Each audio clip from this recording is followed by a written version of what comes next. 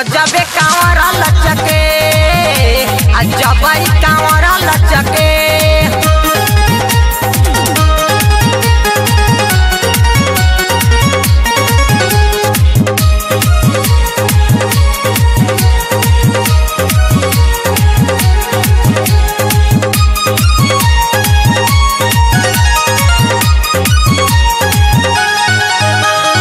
देखो न सब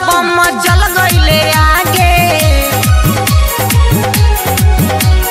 तब काहे भइले बारू सबका से पाछे तब काहे भइले बारू सबका से पाछे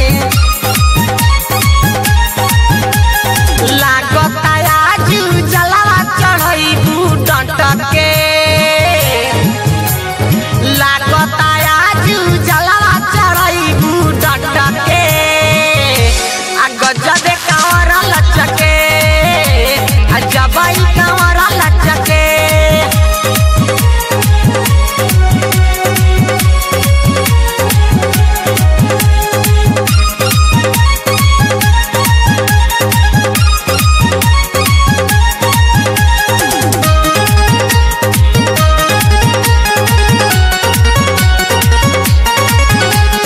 धीरज निराला के बाजता गाना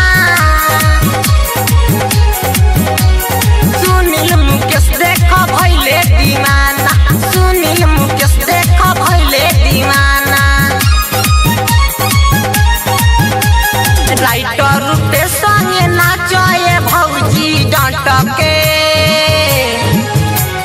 कुमार आनंद संगे नाचे भौजी डटके